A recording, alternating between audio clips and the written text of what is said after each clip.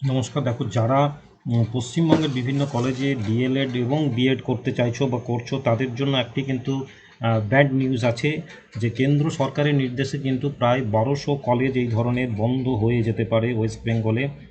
সেটা হচ্ছে যে কেন্দ্রীয় সরকার এক মানে বন্ধ হতে পারে এই ধরনের কলেজগুলো। কেন্দ্র সরকার স্পষ্ট জানিয়ে দিয়েছে যে প্রতিষ্ঠানগুলিতে কেবল ডিএলএড বিএড কলেজ হিসেবে পরিচালিত করা যাবে না। রাজ্যে এমন বহু কলেজ আছে যেখানে আর্টস এবং সায়েন্সের মতো বিভিন্ন বিষয় পড়ানো হয়। সেই সব কলেজেই চালু করতে হবে বিএড কোর্স। কলেজে একই সঙ্গে পড়ানো হবে ডিগ্রি এবং বিএড উভয়ই, অর্থাৎ গ্র্যাজুয়েশন চলবে এবং বিএডও চলবে।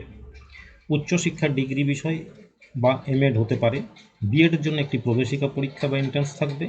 জাতীয় এনসিটি যে national council of teachers education, তারা তাদের যে খসড়া নীতি, সেখানে কিন্তু স্পষ্ট বলা আছে যে বিএডের জন্য একটি প্রবেশিকা পরীক্ষা হবে। এনসিটি রেগুলেশন 2025 কিন্তু জাতীয় যে কেন্দ্রীয় সরকার সেটা অনুমোদন করে দিয়েছে। পড়াশোনার নিয়মে পরিবর্তনের অনুমোদন করার পর সবুজ সংকেত পেয়েছে স্কুল শিক্ষক হওয়ার জন্য। বিএডের ফরম্যাটে এবং সিলেবাসে পরিবর্তিত হবে 2026-27 শিক্ষাবর্ষ থেকে, যার প্রস্তুতি কিন্তু অলরেডি শুরু হয়ে গেছে।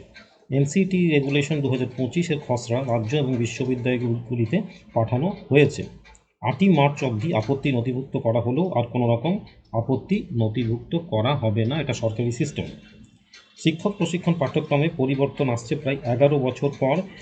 এর ফলে পিজির পর 1 বছরের বিএড, স্নাতক ডিগ্রির পর 2 বছরের বিএড, এটা আবার চালু হবে আস্তে আস্তে, অর্থাৎ 1 বছরের বিএড প্রোগ্রামটাও চলে আসছে।